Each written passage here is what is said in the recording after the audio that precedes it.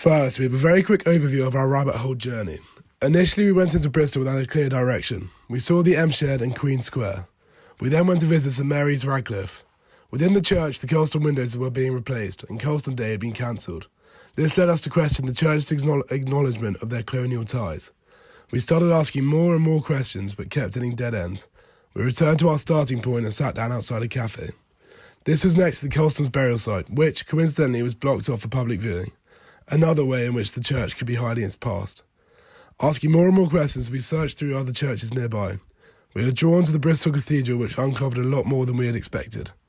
A volunteer showed us around, highlighting each artefact with colonial ties.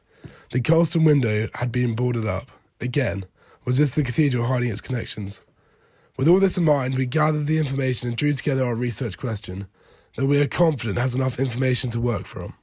The question: how has Bristol's cultural institutions, specifically the Bristol Cathedral, acknowledged their colonial past? To fully understand our research question, we think it is important to first look into all of our avenues of thought leading to finding our rabbit hole on the churches of Bristol. Our initial rabbit hole was looking at the Queen's Square, a dominant feature in the city of Bristol and one rich with historical ties to the slave trade. We carried out secondary research back in Exeter, such as using the Know Your Place tool, to overlay historical maps and compare the area to present day in order to see how the square has changed over time, and if we could unpick something of interest from its past. When we visited in person, we carried out primary data collection, such as taking photographs and doing field sketches. However, we failed to uncover anything to note, and thus our rabbit hole hit a dead end. Another topic that we were interested in was the bus boycott of 1963. This drew us to the M Shed to search for more information, but instead of reading into the boycott, we were taken to see the Colston statue in the museum's storage room. This sparked far more of an interest in our group, and we looked back at some of the material from when we were using second-hand research methods back in Exeter surrounding Colston. Going further down the line of inquiries surrounding Colston, the signs pointed towards the St Mary's Radcliffe Church, a church with several connections to Colston and a colourful colonial past. Walking in there, we were immediately met with the Colston window instalment, which certainly interested us. Then, speaking to volunteers, we uncovered how Colston Day has been removed from the church's calendar. We began our initial inquiry by looking at articles online in response to Week 5's material and seeing what interesting things we could find. Some members of our group found articles from a Bristolian newspaper called B247. The article wrote about the new windows at St Mary's Radcliffe Church, which displayed members of the Bristol bus boycott with Jesus, and it had won a competition to replace the Edward Colston window that had been removed. This led us down a rabbit hole that started to look more into how cultural institutions, such as churches, had acknowledged their connections to the colonial past of Bristol. Any mentions of the slave trade at these institutions began to interest us. We began to see how different cultural institutions had different connections to slave traders such as Edward Colston. Edward Colston was a name that kept popping up at churches, but as we looked after the Black Lives Matter protests, it was a name synonymous with the slave trade. He was the face of it. What interested us was seeing if any cultural institutions still had any references, memorials, and links to Edward Colston. We knew our inquiry had to be a how question, but we had the pieces established to form the question. Collecting primary data was also a key part of collecting evidence. We took photographs of links to Colston, the slave trade, and anything linked to forced labour. The photographs we took were showing varying approaches at acknowledging the colonial past, but naturally institutions that had larger ties to forced labour, such as Bristol Cathedral, had found it more difficult to cover up and remove any references to Colston. We also used observations to see what the current institutions had in them, in regards to messages, memorials, tours about forced labour. One observation noted was the cathedral's window dedicated to Colston was still up for public viewing, but they had his name covered up by a wooden plank.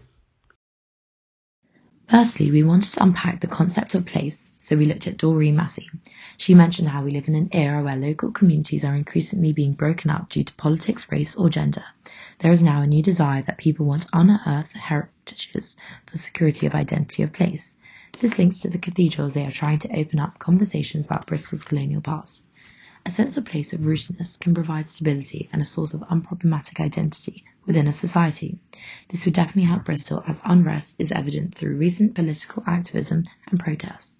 Secondly, we looked at the Bristol Cathedral website, where they highlighted their links to slavery. They mentioned how after slavery was abolished in Britain in 1833, compensation was paid to people who had owned slaves. These merchants are now memorialised in the cathedral and contribute to its building. For example, the west raised window to remember Thomas Daniel, and of course the memorial of Edward Colston. Now the cathedral is undertaking a complete inspection of the memorials to understand the history and reveal untold stories. They are working with others in Bristol to help to decide how to tell the story of slavery and its impact. This hybrid collaboration proves how the cathedral is truly trying to acknowledge its colonial past, as they are looking at many different perspectives and encouraging collaboration. On our field trip, a volunteer aided our understanding of Bristol Cathedral. We learnt that the church held a big expedition to open up a conversation asking for people's thoughts so that the cathedral can go forward in the movement. The cathedral has strong links to the slave trade, for example the Colston Tower, Colston Window.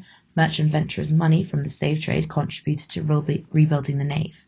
There's also a rose window paid for by the Daniel family, who own plantations.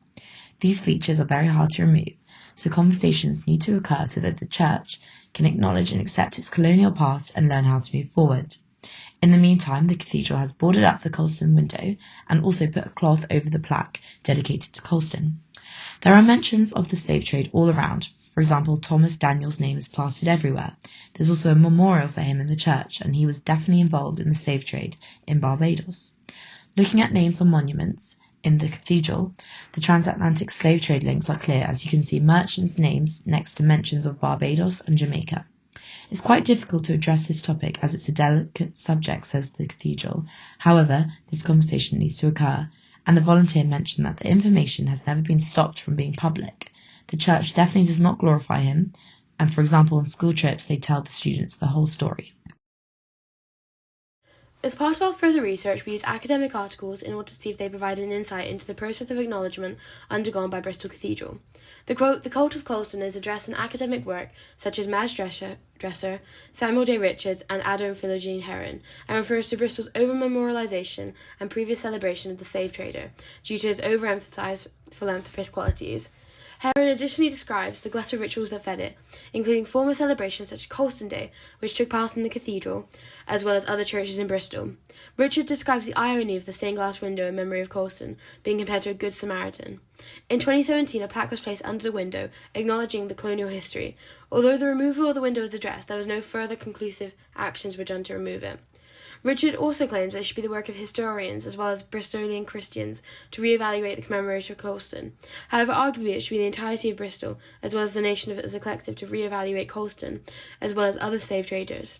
In the circumstance of the removal of Colston across the city, it was mainly due to the Black Lives Matter movement, leading to further education and the spreading of a shared belief.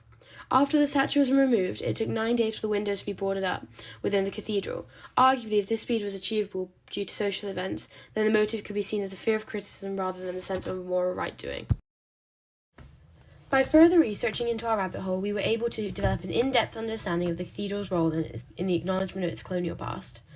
Our prior research, such as the stained glass window at St Mary's Redcliffe Church, allowed us to actively explore our lines of inquiry, as well as the cultural and social factors that influence a sense of place within Bristol.